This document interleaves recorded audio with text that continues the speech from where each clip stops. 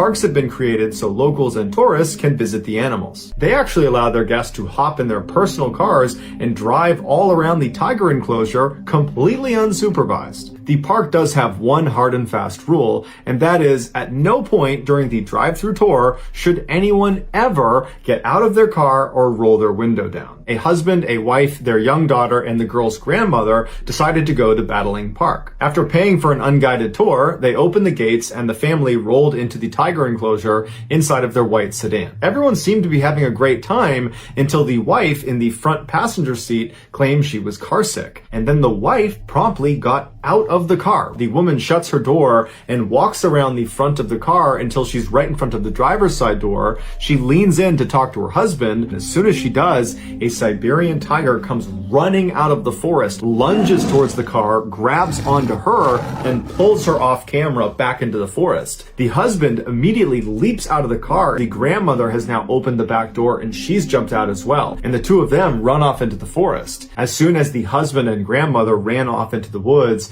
a second Siberian tiger immediately leapt out and latched onto the grandmother, killing her instantly. The wife would survive the attack, but would suffer very serious injuries. As for the husband, he would escape with minor injuries, and the child who stayed in the car was totally unharmed. The Battling Park was forced to put up more signage on either end of this driving tour to make it very clear to anybody going through that they had to stay in their car with the windows up the entire time. The woman who survived the attack sued the park for $2 million US.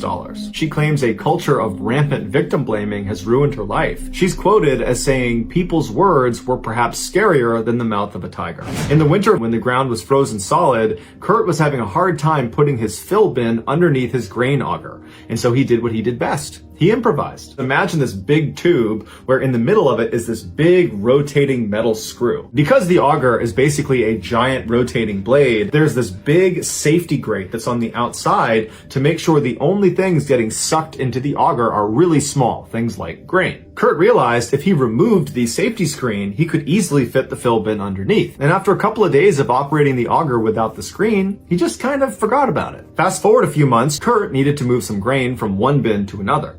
And so he fired up the auger, and as he was walking right near the entrance to the auger, he tripped, and he fell feet first into the opening of the auger. And right away, his left foot got sucked up into the rotating metal screw, and before he'd even fallen back onto the ground, he could tell his left foot had been cut clean off.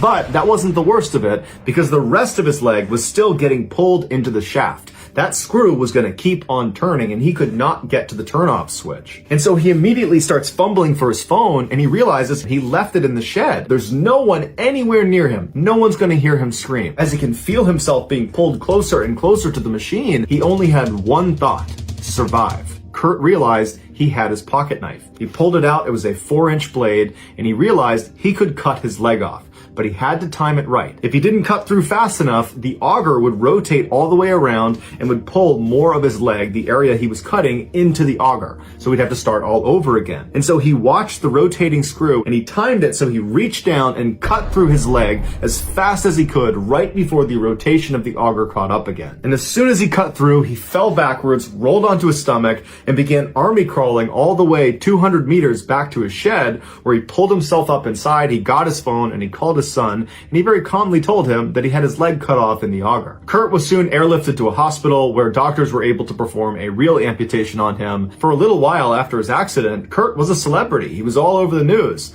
But apparently, he just did not care at all about that. All he wanted to do was put a prosthetic on and go back to work. And sure enough, only a few weeks after having his leg ripped off by an auger, he was back out working on an auger with a prosthetic leg. Just know that I really appreciate your support, and until next time, that's going to do it. See ya.